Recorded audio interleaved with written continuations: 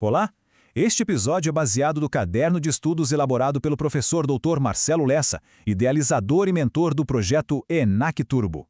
Hoje, vamos mergulhar no caderno de estudos 08, que trata de um tema central no registro civil, a habilitação e a celebração do casamento. Vamos focar nos pontos que são cruciais, as famosas pegadinhas que podem aparecer na prova. Vamos juntos desvendar esse tema. O nosso roteiro de hoje é bem objetivo.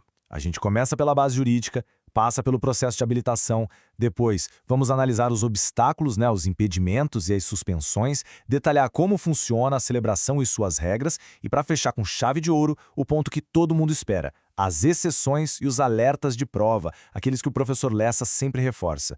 Um guia completo, do início ao fim.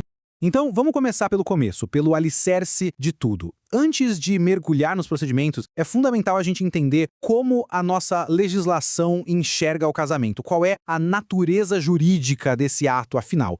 E a resposta para essa pergunta é fundamental. O professor Lessa destaca que a teoria mais moderna classifica o casamento como um contrato soleníssimo de direito de família. E essa palavra soleníssimo não está aí à toa, né? Na prática, significa que o casamento se apoia em dois pilares gigantes: a vontade livre e espontânea das partes e, claro, o cumprimento rigoroso de todas as formalidades que a lei exige. Exatamente, não é um acordo qualquer. A solenidade é um requisito de validade. E olha que ponto interessante sobre os efeitos do casamento. Tem uma dualidade aí que pode confundir muita gente. O ato da celebração em si, o casamento, tem um efeito constitutivo, ou seja, ele cria o vínculo jurídico. Já o regime de bens tem um efeito declaratório. Ele não cria o patrimônio, mas ele anuncia, ele declara para todo mundo como os bens daquele casal vão ser administrados. É uma diferença que parece sutil, mas que tem consequências jurídicas e práticas enormes. Um ponto que a banca adora explorar. Muito bem. Entendida a teoria, vamos para a prática. Como é que o Estado faz essa verificação para saber se um casal pode ou não pode se casar? É aí que entra o famoso processo de habilitação matrimonial.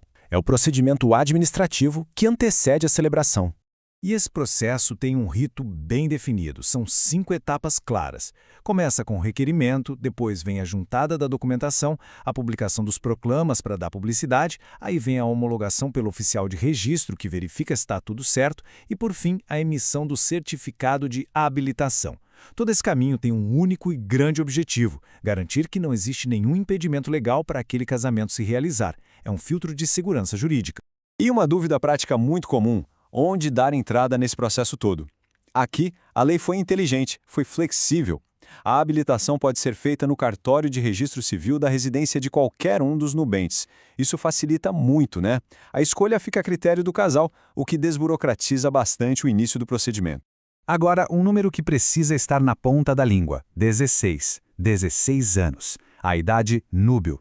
E a mudança que veio em 2019 foi um verdadeiro divisor de águas. A lei hoje é categórica. O casamento de menores de 16 anos é totalmente proibido e, o mais importante, sem exceções. Isso mesmo, não adianta mais autorização judicial, nem mesmo em caso de gravidez. Acabaram as brechas. A proteção ao menor aqui é absoluta. Ponto final. E falando em prazos, esse gráfico aqui resume 2 que são absolutamente essenciais. O primeiro é o de 15 dias, que é o prazo mínimo para a publicação dos proclamas. E o segundo, talvez o mais importante de todos, é o de 90 dias de validade do certificado de habilitação. Se o casamento não acontecer nesse período, já era. Perdeu a validade. Tem que começar todo o processo de habilitação do zero. Ok, mas e se durante esse processo de habilitação aparecer algum problema? O que acontece? Boa pergunta. A lei prevê 2 tipos de obstáculos: os impedimentos e as causas suspensivas. E as consequências são bem diferentes. Entender essa distinção é chave. Essa tabela deixa tudo muito claro. De um lado, temos os impedimentos. Pense em algo grave, como parentesco em linha reta, ou alguém que já é casado. A consequência que é a mais drástica: a nulidade absoluta do casamento. Do outro lado, temos as causas suspensivas. Elas são menos graves, como o caso do viúvo que ainda não fez a partilha de bens. Nesse caso, a lei não impede o novo casamento. Ele será válido, mas há uma sanção: a imposição do regime da separação obrigatória de bens. Um gera nulidade, o outro gera uma sanção patrimonial. Beleza então. A habilitação foi aprovada, o certificado está na mão e agora? Agora vem o grande momento, a celebração. Mas, como tudo no direito, não é de qualquer jeito. Existem regras bem claras para que o ato seja plenamente válido. E uma das dúvidas mais clássicas que vira e mexe aparece em prova é sobre as testemunhas.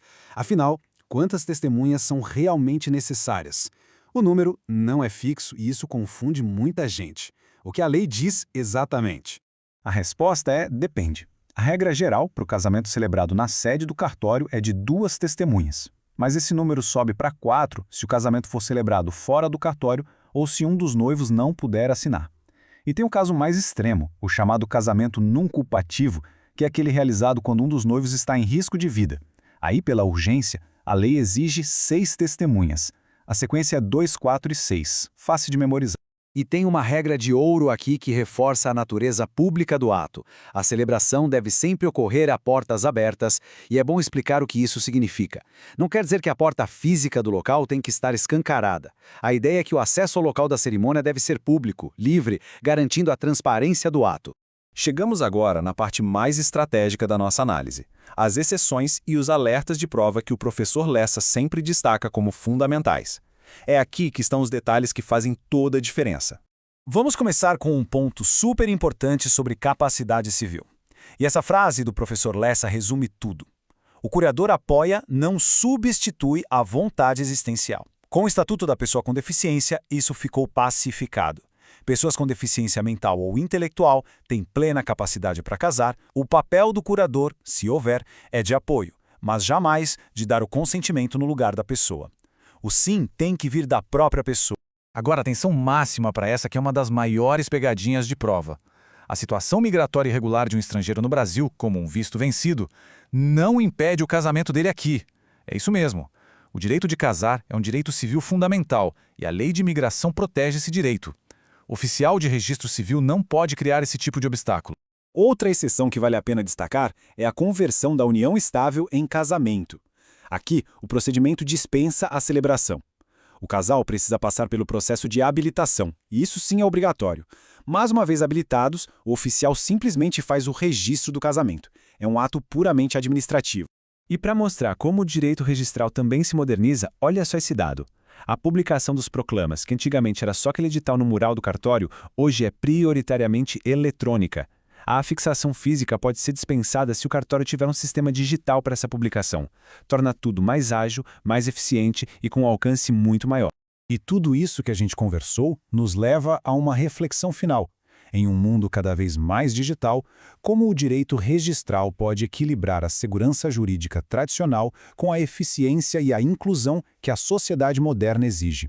É o grande desafio. Podcast produzido a partir do conteúdo do projeto ENAC Turbo, sob autoria e orientação do professor Dr. Marcelo Lessa. Se esse conteúdo te ajudou, não esqueça de se inscrever no canal e ativar o sininho das notificações. Assim o YouTube te avisa imediatamente assim que o próximo resumo for liberado. Até a próxima!